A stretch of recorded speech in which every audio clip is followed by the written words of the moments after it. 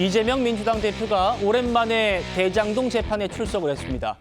대장동 재판부가 위증교사 1심 재판부와 같은 판사여가지고 위증교사 선고 기간 동안 잠시 재판을 멈췄다가 오늘 재개한 겁니다. 그 출석 모습부터 같이 만나보시죠.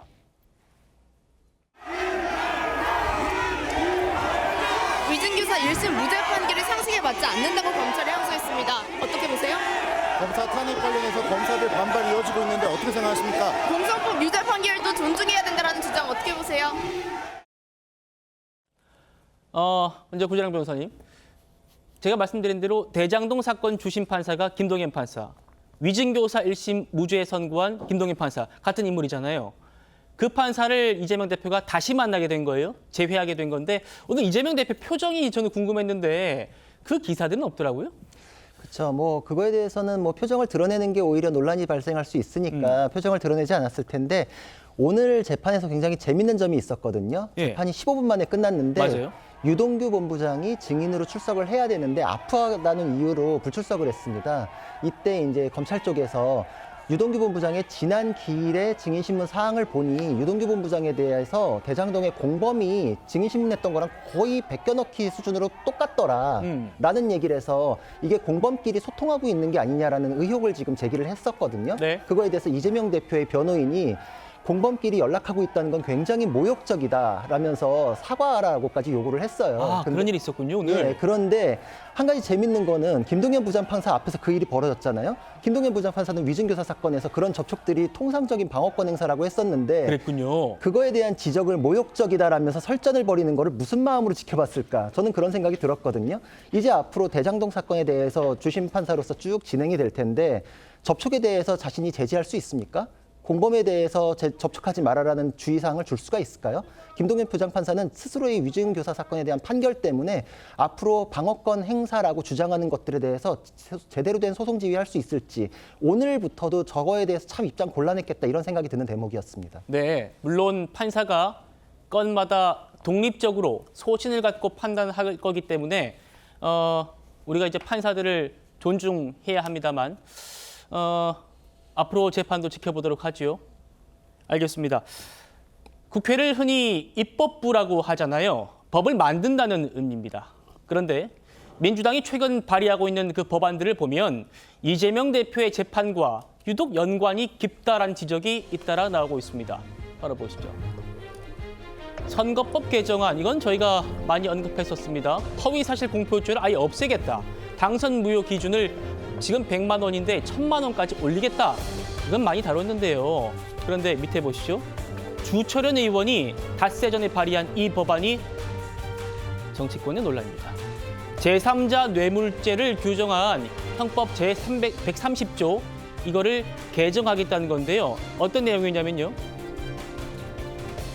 공공의 이익을 위한 경우로 제3자가 그러니까 그 뇌물을 받았다고 검사가 주장하는 그 제3자가 국가나 지자체, 공공기관, 법인이면 처벌하지 않는다. 이겁니다. 자, 그러니까 발언 배경을 좀 더 설명을 드리면 지자체가 합법적인 건축 허가를 내주면서 업체로부터 지원을 받는 그 경우조차 제3자 뇌물죄가 성립할 수 있다 보니까 기업들이 사회공헌을 주저하게 되고 지자체의 적극 행정을 제약한다. 이게 지금 법안에 담겨 있는 설명 내용인데요. 이 적극 행정이라는 표현이요. 어디서 많이 들어본 것 같지 않습니까? 이재명 대표가 성남 FC 후원금 의혹에 대해서 언급할 때 썼던 말입니다. 들어보시죠. 이렇게 검찰이 공권력을 마구 휘두르면 어느 지방자치단체장이 기업 유치를 하고 적극 행정을 해서 시민의 삶을 개선하고 도시를 발전시키겠습니까? 성남FC는 시 예산으로 최종적으로 운영되는 만큼 자체 수입이 늘면 세금 지원이 줄어들어서 성남시가 혜택을 볼 뿐입니다.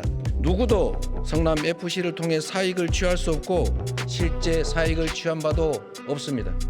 기업 유치를 위한 성남시 행정은 모두 적법하고 정당했습니다. 시 예산으로 운영되는 시 산하 기업의 광고 수입이 어떻게 뇌물이 될 수가 있습니까? 자, 설주환 변호사님께 여쭤보죠.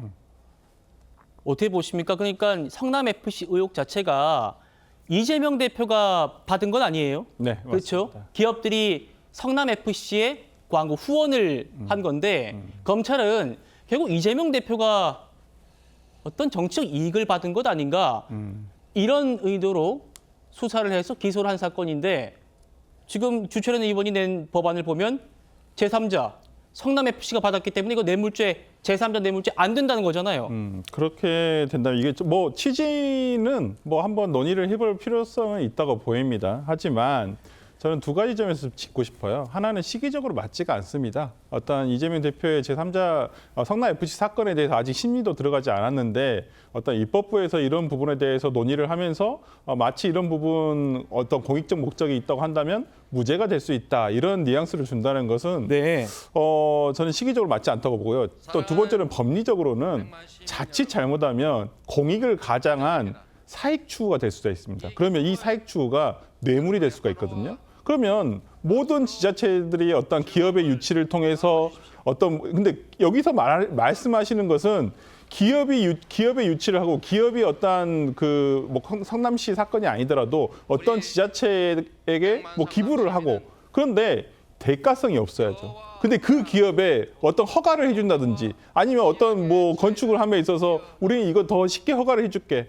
이렇게 남들과 다른 혜택을 준다고 한다면 그건 공익이 아니지 않습니까? 그건 바로 뇌물이 되는 거예요. 그렇기 때문에 꼭 개인이 제3자 뇌물죄의 목적 자체가 그 개인이 어떤 공무원이 자기의 사익을 뇌물을 취하겠다는 것은 아니에요. 그걸 규제하는 게 아닙니다. 제3자가 이것을 하는 거에 대해서 규제를 하는 것이기 때문에 저는 뭐 이 취지 자체는 뭐 한번 일견 들어볼 만은 하지만 지금 이 상황에서 저는 이것을 발의를 한다는 것은 글쎄요, 이재명 대표를 어떤 염두에 두고 저는 어떤 발의를 한 입법이 아닌가 싶습니다. 예.